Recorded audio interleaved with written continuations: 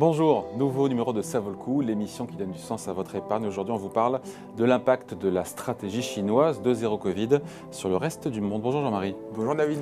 Bon, cette stratégie sanitaire, est-ce que c'est vrai, vu de l'extérieur, elle semble à la marge, mais un petit peu quand même de plus en plus contestée par une partie de la population, même par certains, alors à mot couvert, certains apparatchiks chinois. Voilà. Quelle est la réalité? Vous qui êtes en général à Hong Kong. Oui, effectivement, on a pas mal d'informations de Hong Kong de provenance de mainland China. Effectivement, on a le sentiment qu'il y a une certaine forme de contestation de la part de la population, parce qu'il faut voir comment ça a été organisé. Ça a été organisé de façon un petit peu précipitée, sans une très grande communication.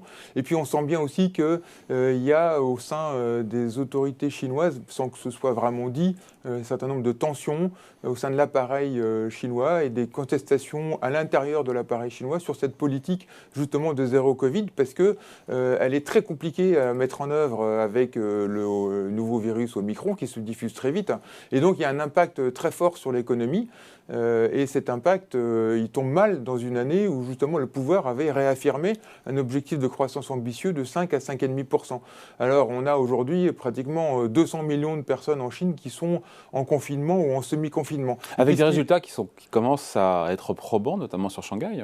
Alors sur Shanghai, après plus d'un mois, c'est long quand même, de c'est très confinement. long. En réalité, ils avaient bien réussi à Shenzhen, donc les autorités de Shenzhen, ils ont tout de suite décrété un confinement au bout d'une centaine de cas. À Shanghai, ils ont attendu qu'il y ait à peu près 5 ou 6 000 cas, mais 5 ou 6 000 cas, c'est trop, parce que ça se diffuse très vite. Et donc, au début, il y avait 4 jours de confinement prévus, maintenant on en est à plus d'un mois, et on ne sait pas trop quand est-ce que ça va s'arrêter. Donc il y a un vrai souci avec cette politique de zéro Covid, mais le gouvernement ne peut pas perdre la face dans cette année aussi importante où le pouvoir vise, le président Xi Jinping, un troisième mandat. Il faut y voir une décision politique à laquelle Xi Jinping se raccroche. Il y a, vous le disiez à l'automne, Jean-Marie, les 20 ans, encore une fois, enfin le 20e congrès plutôt, du Parti communiste chinois. Et donc voilà, jusque-là, il faut tenir bon. Il faut tenir bon. Et en réalité, ce qu'on sent, c'est que après cette vague, eh bien, le prochain virus du Covid ne sera pas appelé Covid. Et donc, cette politique de zéro Covid sera progressivement abandonnée, sans que ce soit officiellement dit. Mais on a le sentiment que c'est la dernière fois. À l'automne, une fois passé ce congrès, Pékin pourrait ranger encore une fois cette stratégie zéro Covid. Parce que ce qu'il va falloir tenir comme objectif maintenant, c'est la croissance. Et ça, c'est extrêmement important. Qui pique du nez, croissance, on rappelle les objectifs du gouvernement, 5,5% pour cette année. Il y a un coup de mou, il y a vraiment un freinage, un sérieux freinage de la croissance chinoise. Oui, c'est évident. Côté demande et côté offre, les deux à la fois. Les deux, il y a un côté impact psychologique, surtout après une année où il y a eu quand même un certain nombre de réformes qui ont pesé lourdement sur l'immobilier, qui ont pesé sur le moral des jeunes, quand ils ont vu que tous les grands leaders des sociétés Internet étaient quand même mis sous pression. Il y a un chômage chez les jeunes diplômés aujourd'hui en Chine. Il y a un certain nombre pas de mécontentement parce qu'il n'y a pas de manifestation officielle, mais enfin on sent bien qu'il va falloir que les objectifs soient tenus. Et tenir l'objectif de croissance de 5 à 5,5%, ça veut dire créer 900 milliards de PNB, c'est-à-dire créer le PNB d'un pays comme les Pays-Bas. Donc, le gouvernement chinois a les moyens de le faire, mais pour l'instant, il ne le fait pas parce que, justement, il y a Shanghai qui est coincé, Pékin un petit peu, certaines villes aussi, et donc ça ne sert à rien de stimuler maintenant alors que la population, et Shanghai, c'est 4% du PIB chinois, c'est le premier port de conteneurs dans le monde, c'est 20% de la production de voitures électriques en Chine avec une autre ville à côté de Pékin qui est aussi en lockdown, donc c'est un vrai souci, donc l'économie ralentit vraiment. Et puis l'immobilier est en train de baisser, le gouvernement demande aussi aux gouvernements locaux de soutenir les programmes immobiliers qui n'avaient pas été terminés parce qu'il y a un certain nombre de promoteurs qui sont plus ou moins en quasi-faillite. Bon, bref, il y a toute une situation aujourd'hui compliquée en Chine, ce qui fait qu'on a vu les actions en bourse fortement baisser. Oui, alors justement, on va en parler de la bourse, mais ce qui est intéressant, c'est de voir que cette stratégie zéro Covid en Chine, elle a de multiples répercussions, à la fois en interne, j'ai envie de dire, avec effectivement cette croissance qui pique du nez, cette croissance qui est entravée, mais aussi indirectement sur le reste du monde, avec des tensions sur les chaînes Oui, d'approvisionnement, oui. sur les chaînes de valeur, qui étaient déjà sous tension, qui le sont encore plus Oui, aujourd'hui. oui, oui, oui, oui, oui. Oui, le temps d'attente pour les conteneurs a encore monté. Et donc, tout ce qui est batterie, là aussi, il y a un problème dans la diffusion mondiale, ainsi que sur tous les biens. Et donc, effectivement, la Chine, si elle ralentit trop fortement, il y a un impact sur toute la chaîne de production internationale. Oui, ça Et c'est donc clair. cette bourse chinoise, qui était déjà pénalisée depuis Mm. plusieurs mois et qui l'est encore plus, qui est vraiment sous-valorisée quand on la compare aux autres grands indices Aujourd'hui, oui. boursiers mondiaux occidentaux? Aujourd'hui, oui. En fait, l'élastique est en train de se tendre dans le mauvais sens, hein. Un jour, ça rebondira. Le problème, c'est qu'on ne sait pas quand. Mais aujourd'hui, quand on regarde les valorisations, on a un PE moyen de l'indice des valeurs cotées à Hong Kong qui est inférieur à 10. Les grandes valeurs technologiques chinoises, on a des PE de l'ordre de 15 avec des croissances de bénéfices qui sont assez élevées.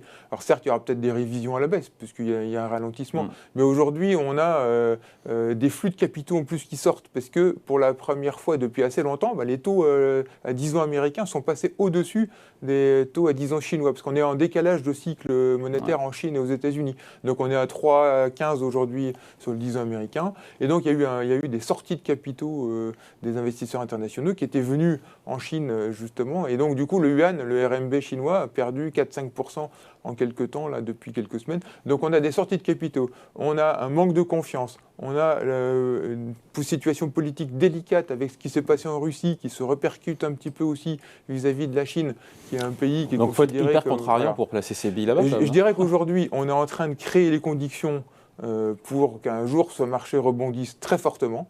Le timing est difficile à trouver parce que justement on est dépendant de cette politique de zéro Covid, des événements politiques, etc. Mais un jour ou l'autre, il y aura un rebond extrêmement violent parce qu'on est quand même sur une économie très importante. On a bien vu aussi avec ce qui s'est passé en Russie que les investisseurs internationaux vont peut-être pas mettre tout mettre leurs réserves de change uniquement en dollars, parce que si un jour ils sont coincés aussi comme la Russie peut l'être, donc il y aura un jour diversification des réserves de change des pays à l'international vers l'euro et vers le RMB. C'est pas tout de suite, mais en fait, un jour il y aura un rebond. La question, c'est de savoir quand, Voilà, quel timing. voilà. Et le quand, on ne l'a pas. C'est difficile. Peut-être vers la fin de l'année, quand on aura plus d'éclaircissements politiques et que ce 20e congrès sera passé. Voilà. Et dans les secteurs green, parce que ça nous intéresse, dans ça vaut le coup, Ah oui. les secteurs green qui en lien avec la transition énergétique, les secteurs qu'on peut regarder qu'un filtre environnement, social, gouvernance, quels sont les secteurs qui pourraient bénéficier en premier à plein de ce rebond qui arrivera un jour, on ne sait pas quand? Dans ce plan stratégique Chine, il y a un volet très très important sur tout ce qui est économie verte. Alors, c'est déjà aujourd'hui, on sait que la Chine est leader dans la production de batteries. 47% des batteries dans le monde sont produites en Chine. Les bus électriques, presque 90% sont produits en Chine. Il y a des industries dans le développement de l'éolien et du solaire qui sont en train de se diffuser, parce que la Chine a comme objectif d'avoir une neutralité carbone à horizon 2060. Mais c'est énorme, parce que le pays vient d'une croissance très forte. La population veut vivre comme en Occident. Vivre comme en Occident, ça veut dire le tourisme, on se déplace, ça veut dire des voitures, ça veut dire manger de la viande, etc. Et donc la Chine a compris qu'on ne pouvait pas continuer au rythme qui était le rythme de ces dernières années. Et donc il faut absolument aller vers l'économie verte. Donc il y a beaucoup d'entreprises. Nous, on aime bien les valeurs automobiles chinoises, parce que 40% d'ici 2030 du parc automobile chinois sera en électrique. Donc c'est quand même énorme. Marche forcée. À marche forcée. Donc on aime bien les voitures électriques, on aime bien les batteries, on aime bien aussi les obligations vertes. La Chine est leader dans l'émission d'obligations vertes, c'est-à-dire des obligations avec un objet à impact écologique. Et là, il y a beaucoup de projets dans la reforestation pour limiter justement l'avancée du désert dans une grande partie de la Chine. Il y a énormément de sujets aussi dans l'éolien. Et donc, il y a beaucoup d'entreprises. Je rappelle qu'il y a presque 2500 valeurs cotées en Chine, et donc il y en a énormément qui vont investir vers ces secteurs, et dans le traitement de l'eau aussi également, qui est un secteur favorisé par les autorités, parce que la population est aussi, jusqu'à un certain point, quand même mécontente. Ces dernières années, on a vu beaucoup d'excès, justement, dans la pollution, etc., etc. Donc il y a beaucoup d'efforts qui vont être mis sur ce secteur-là. Il y a beaucoup d'entreprises qui investissent sur ce secteur-là. Allez, merci beaucoup. Explication signée Jean-Marie Bercadal. Merci. Merci David. Ça vaut le coup, on revient la semaine prochaine sur Boursorama.